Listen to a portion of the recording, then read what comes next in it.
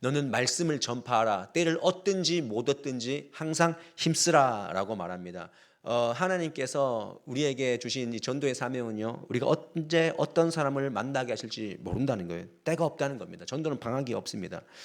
단지 우리가 시대에 맞는 전도 방법이 필요하고 우리가 예의를 갖추어서 그런 접근 방법이 필요하다는 거죠. 베드로전서 2장 12절 말씀에서 이렇게 말씀하고 있습니다. 너희가 이방인 중에서 행실을 선하게 가져 너희를 악행한다고 비방하는 자로 하여금 너희 선한 일을 보고 오시는 날에 하나님께 영광을 돌리게 하려 함이라. 마태복음 5장 16절 말씀에도 이같이 너희 빛이 사람 앞에 비치게 하여 그들로 너희 착한 행실을 보고 하늘에 계신 너희 아버지께 영광을 돌리게 하라. 분명히 말씀하십니다.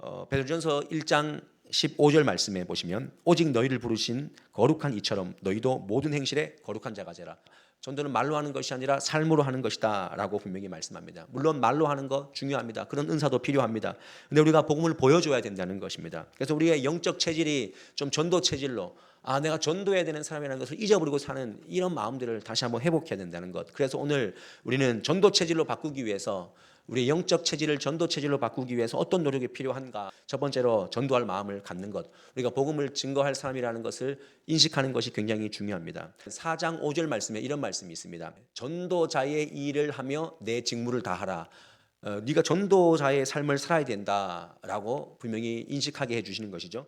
내가 받은 은혜를 세상에 나눠줘야 되는 사람이구나. 내가 전해야 될 사람이구나. 그때 우리가 영혼 구원의 사명을 감당할 수 있다는 것입니다. 그때 전도가 시작됩니다. 잃어버린 영혼들을 향한 그 목적과 가치를 다시 되찾는 것이죠. 사도행전 1장 8절 말씀에 보면 땅끝까지 이르러 내 증인 되라 라고 말합니다.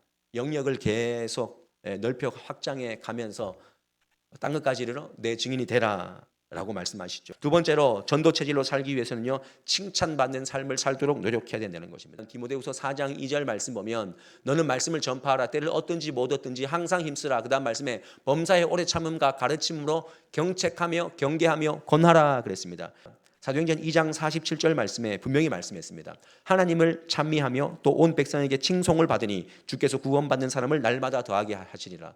그래서 복음을 순수하게 전했고 삶으로 보여주었고 그런 영향력을 받은 사람들이 복음을 알게 된 것이죠. 칭찬을 받게 하는 것. 이것이 우리가 예수를 믿어라라고 말로 전도하는 것 굉장히 중요하지만 우리는 칭찬받는 삶 가운데서 우리가 때가 됐을 때 하나님 앞에 마음을 여는 것이죠. 그러면 신앙과 삶을 잘 연결하십시오. 우리는 예배와 예배 사이를 예배자로 살아가는 사람들입니다. 우리는 오늘 예배를 마치고 점을 열고 다시 세상으로 나갑니다. 그때 여러분들은 예배가 끝나서 예배자의 정신을 닫는 것이 아니라 그 예배가 지속될 수 있도록 예배자의 삶을 사는 것입니다. 얼마나 두렵고 떨림으로 살아야 됩니까? 하나님은 거기에도 계시고 여기에도 계시는데 직장에서 가정에서는 주님 없는 것처럼 그렇게 살아가고 있지 않습니까? 전도 체질로 바꾸시려면 우리의 태도가 바뀌어야 되고 우리 삶이 바뀌어야 되는 것입니다. 다시 한번 이 말씀이 여러분들이 찔림이 되었다면 하나님 칭찬받는 삶으로 다시 한번 돌이키게 하여 주시옵소서. 내가 불쌍히 여기는 마음부터 시작하게 해달라고 기도하시기를 바랍니다.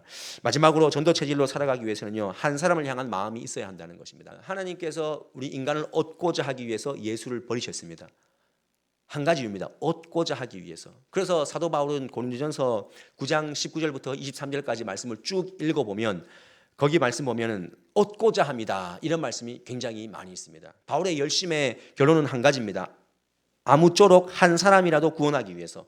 고린도후서 9장 22절 말씀 보면 내가 여러 사람에게 여러 모습이 된 것은 아무쪼록 몇 사람이라도 뭐하고자요?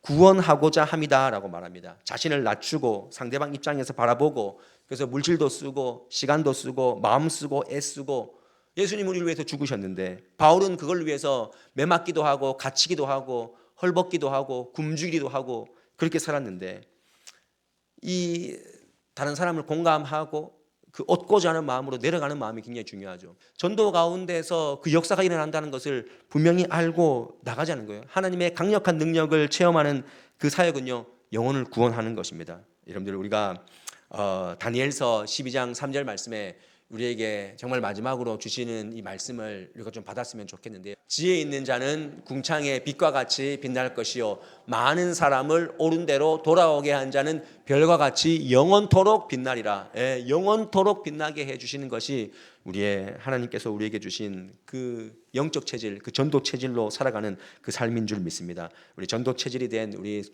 경북도청 서부교회가 정말 영적으로, 저는 양적으로도 부흥해서, 그래서 잘 우리가 그 빛나는 인생들을 정말 만들어가고 소개하고 제시하고 이끌어갈 수 있는 그런 교회가 될 수 있기를 주님의 이름으로 간절히 축원드리고 소망합니다.